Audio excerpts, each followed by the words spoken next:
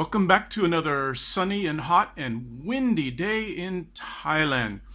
Another small departure to keep me away from what I should be working on is I'm going to make a Tesla-inspired license plate frame for my electric motorbike. You can see the one I have on my Porsche back home, but I mean that's over there and it's the wrong size. The Thai license plates for motorbikes are more of a rectangle. And it'll be a first effort of doing 3D CAD on the new big monitor. So let's dive in. Okay, I've done the measuring and I've had a little think about the structure. Now, most license plate frames in the West just kind of sit around and they get screwed in to the plate because of the holes are so close to the edge. But here, the holes are very far in from the edge, so I'd have to make some kind of a tab that came out like this and would potentially cover up the letters, which I don't want to do. So I think what I'm going to do is something very similar to the way I built the tablet holder, is I'm going to make essentially a bottom plate with a pocket around the side, and this will slide into it, and then it will be screwed onto the bike through these two holes. Should be pretty straightforward, so let's get to work. Okay, just for fun, I decided to model the license plate, and I actually installed the Thai fonts, and I have a Thai keyboard because I just built this new machine, and you can't buy a keyboard without Thai characters. And I think this is pretty close, but I couldn't find the exact characters. This probably means, you know, you have a little poopy on your shoe in Thai, but it's good enough for my needs, and I extruded the height and the characters.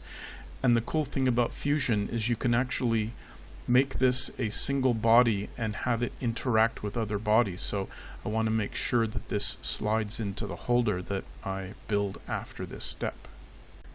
Okay, here we are. I think I've completed the design. You can see the holder bracket is right there.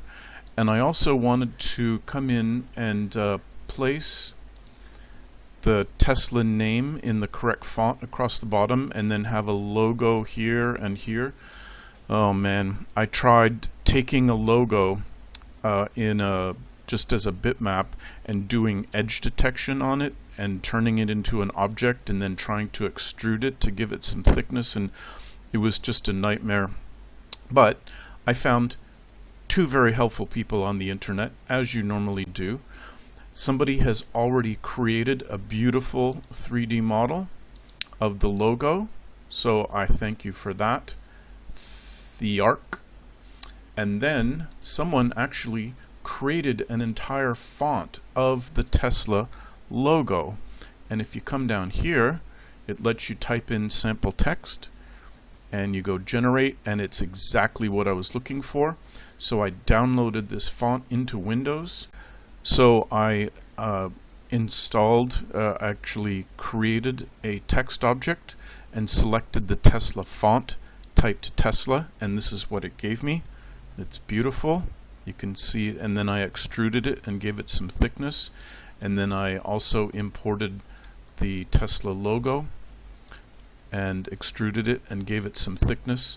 So what this does is it puts me in good shape to select each of these items and export them as 3D objects. Then we load them into Simplify 3D, and I place the Tesla wording here and the Tesla logo here, and define these as being the other printhead, which will be the red color, and the base of this will be the black color. So let's see how that works. Okay, I've dropped the frame, the name, and two logos in place. Now I have to manually position them and make sure everything is exactly where I want it to end up. Okay, the text and logos have been placed. The platform has been centered and shifted flush at the back and sticking out the front. Let's see how we think this is going to work. So I want to select both the black and the red printing continuous, and we click OK. That's an error message, and if we watch it, that's black printing and that's red printing. Okay, after a quick test print of a couple of layers to make sure it was going to fit, I let it go. 9 hours later, it's done. I'm going to let it cool down and pop it off in the morning because it is now 4:07 a.m. and I've watched like 3 movies waiting for this to finish printing, but I think it looks good. I just hope the license plate fits inside. We'll see in the morning. Okay, here we are, moment of truth at the back of the bike. I just hope all my dimensions and clearances are right so the plate slips in here and the bolt holes line up. So let's see. Okay, the plate, let's see. The plate goes in, slides into the slots perfectly, but unfortunately I missed getting the holes to line up. So what I'll do is I'll just take it upstairs, drill through there, and then come back down and put it on the bike. And there she is, bolted in place and looking good on the back of the bike.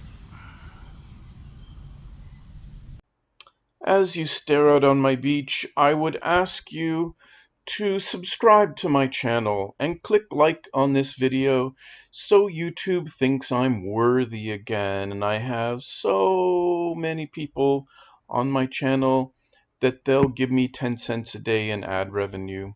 So I thank you for that.